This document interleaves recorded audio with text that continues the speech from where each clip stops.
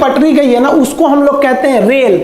इस रेल पे चलने वाली गाड़ी को कहते हैं रेलगाड़ी। अब ये रेल को ऐसे ही बिछा देंगे तो धंस जाएगा। तो इसको आप पढ़े होंगे कि एरिया बढ़ा दीजिएगा तो प्रेशर कम लगता है। तो एरिया बढ़ाने के लिए इसके नीचे स्लीपर बिछाते हैं। पहले ये स्लीपर लकड़ी के हुआ करते थे, लेकिन बरसात में वो सड़ जाते थे, तो बाद में सीमेंट के स्लीपर को लाया गया। तो ये बीच में जो बिछाए गए स्लीपर है, एक रेलवे में जो ट्रेन में स्लीपर होता है सोने वाला, वो अलग है। ये लोहे का हो गया रेल, ये स्लीपर। रेल और स्लीपर को आपस में जोड़े रखने के लिए हम यहाँ पर एक क्लिप का प्रयोग करते हैं, जो इस तरह से राउंड शेप में घुसा हुआ है, और क्लिप को फास्टनिंग द्वारा कस दिया जाता है। तो ये फास्टनिंग डिवाइस हो गया। रेल ट्रैक के किनारे बड़े बड़े पत्थर बिछा दिया जाता है। इन पत्थरों को हम बैलेस्ट कहते हैं। ये पत्थर कई रीजन से बिछाए जाते हैं, क्योंकि आप ट्रैक को तो ऐसे बिछा दिए हैं, लेकिन उसमें मजबूती कहाँ है? कहीं से बांधे हैं उसको, कहीं से सीमेंट से ढलैया किए हैं? नहीं, तो वो इधर उधर पूरा ट्रैक इधर से उधर हो जाएगा ट्रेन के लोड से, इसलिए वो इधर उधर ना घस के हम लोग क्या करते हैं, ट्रैक पर पत्थर बिछा देते हैं ताकि उसको एक जगह शेप मिल सके। साथ ही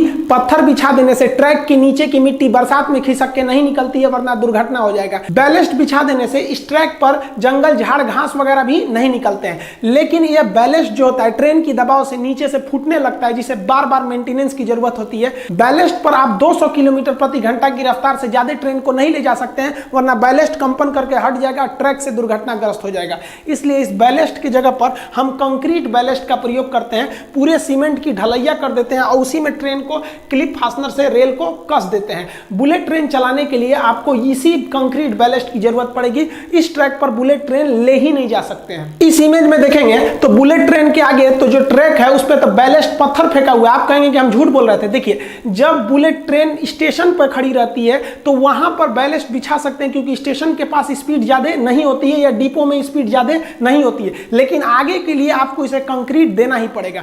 दिल्ली मेट्रो देखेंगे तो दिल्ली मेट्रो का स्पीड ज्यादा नहीं है, फिर भी उसे कंक्रीट बैलेस्ट पे ही ले जाया जाता है, जिसका रीजन यह है कि दिल्ली मेट्रो ब्रिज से ज्यादातर गुजरी है, और अगर इस पे पत्थर रखेंगे तो वो पत्थर नीचे गिरेगा तो किसी का सर फोड़ सकता है, वाइब्रेशन के कारण वो गिर सकता है। लेकिन वही दिल्ली मेट्रो जब जमीन पर चलती है, कहीं कहीं वो जमीन पे है, कहीं सुरंग में है, कहीं ऊपर है, तो जब जमीन पे चलती है, डिपो में चलती है, तो देखिए वहां पर भी आपको बैलेस्ट ही मिलेगा, पत्थर ही मिलेंगे। रेलवे ट्रैक के किनारे आप देखे होंगे जो बैलेस्ट जमा किए जाते हैं वो ट्रेपेजियम के शेप में जमा किए जाते हैं, जिससे कि रेलवे को अपने बैलेस्ट चोरी होने से पता चल सके। उस ट्रेपेजियम के साइड में व्हाइट कलर के चूना से पेंट कर दिया जाता है, और साथ ही ट्रेपेजियम का एरिया निकाल के हम बैलेस्ट के भी पता कर सकते हैं कि कितना मात्रा है बैलेस्ट का। रेलवे स्टेशन पर आप मेन लाइन के किनारे इस तरह से लोहे की पटरी को देखे होंगे कि कुछ मात्रा में फंसा दिया जाता है और 1-2 फीट बाहर निकाल दिया जाता है। ये इसलिए किया जाता है ताकि अगर हाई स्पीड से कोई ट्रेन जा रही है और बाय द वे वो एक्सीडेंट करके गिर गई तो रगड़ाते हुए आगे ना बढ़े, बल्कि इसी में फंस के यहीं रुक जाए और दुर्घटना को कम किया जा सके। लोहे के जो रेल होते हैं वो कारखाने में बनते हैं तो